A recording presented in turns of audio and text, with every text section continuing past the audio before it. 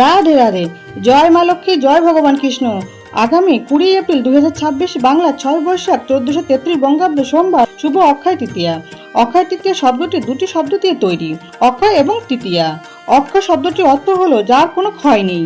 এই শুভ দিনে আপনি যা দান করবেন, এই শুভ দানে যে সকল পুণ্যকর্ম করা হয় তার অক্ষয় ফল প্রাপ্ত হয়। অক্ষয় তৃতীয়ার এই শুভ দিনে আমরা সকলে সিদ্ধিদাতা বিঘ্নহর্তা গণেশ ভগবানের পুজো অর্চনা করে থাকি। এই দিনে ব্যবসা প্রতিষ্ঠানে হালখাতা করা হয়। প্রতি বছর বৈশাখ মাসের শুক্লপক্ষের তৃতীয়া তিথিতে পালিত হয় অক্ষয় তৃতীয়া। নমস্কার বন্ধুরা, আজকে নতুন পর্বে আপনাদের সকলকে জানাই আন্তরিক শুভেচ্ছা ও স্বাগত। আজকের এই পর্বের বিষয় হলো 2026 সালের 1433 বঙ্গাব্দে কবে পড়েছে অক্ষয় তৃতীয়া।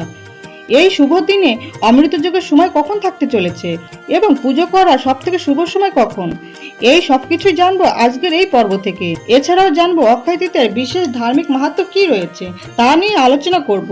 তবে প্রথমেই জানবো অক্ষয় তৃতীয়ার দিন, তারিখ ও শুভ সময় কখন থাকবে।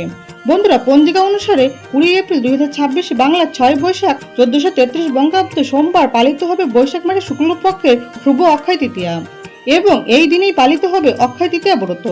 তৃতীয়া তিথি শুরু হবে 19 এপ্রিল 2026 বাংলার 5ই বৈশাখ 1433 বঙ্গাব্দ রবিবার দুপুর 1:15 থেকে এবং তৃতীয়া তিথি সমাপ্ত হবে 20 এপ্রিল 2026 বাংলার 6 বৈশাখ 1433 বঙ্গাব্দ সোমবার সকাল 10:53 এই দিন অর্থাৎ 20 এপ্রিল 2026 বাংলার 6 বৈশাখ 1433 বঙ্গাব্দ সোমবার সকাল 10:53 মধ্যে অক্ষয় তৃতীয়া ব্রত, স্নান ও দান আদি এবং কেনাকাটা করা যাবে। এই দিন পুজো করার সব থেকে শুভ সময় থাকতে চলেছে সকাল 6:52 মধ্যে। বন্ধুরা, এবার আমরা জেনে নেব এই বিশেষ দিনে ধার্মিক মাহাত্ম্য কি রয়েছে। এই শুভ দিনে পালনকর্তা ভগবান বিষ্ণুর অবতার ভগবান পরশুরামের আবির্ভাব হয়। এই শুভ দিনেই রাজা ভগীরথ মা গঙ্গা দেবীকে মর্তে নিয়ে এসেছিলেন। এই শুভ দিনে সিদ্ধিদাতা গণেশ ভগবান মহর্ষি বেদব্যাসের মুখ নিঃসৃত বাণী শুনে মহাভারত লিখতে শুরু করেছিলেন। এই দিনেই চন্দন যাত্রা শুরু হয়েছিল। এই দিনে সত্যযুগ শেষ হয়ে ত্রেতা যুগের সূচনা হয়েছিল। এই শুভ দিনেই কুবের ভগবানের তপস্যায় তুষ্ট হয়ে দেবাদিদেব মহাদেব ওনাকে অতুল ঐশ্বর্য দান করেছিলেন।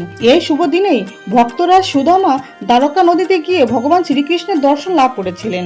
এই দিনেই দুঃশাসন দেবী দ্রৌপদীর বস্ত্র হরণের চেষ্টা করেছিলেন এবং ভগবান শ্রীকৃষ্ণ শরণাগতের প্রতিব্রতা রূপে দেবী দ্রৌপদীকে রক্ষা করেছিলেন। এই শুভ দিনেই কেদার, বদ্রী, গঙ্গোত্রী এবং যমুনেত্রী এই 4 ধামের দুয়ার উদ্ঘাটিত হয়েছিল।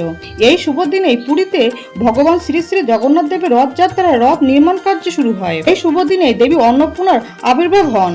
বন্ধুরা, আশা করি ভিডিওটি আপনাদের সামান্য হলেও উপকারে আসবে। আজকের ভিডিওটি আজ এই পর্যন্ত। আপনারা খুব ভালো থাকবেন, সুস্থ থাকবেন। দেখা হচ্ছে আগামী পর্বে। জয় ভগবান কৃষ্ণ, জয় মা লক্ষ্মী। রাধে রাধে।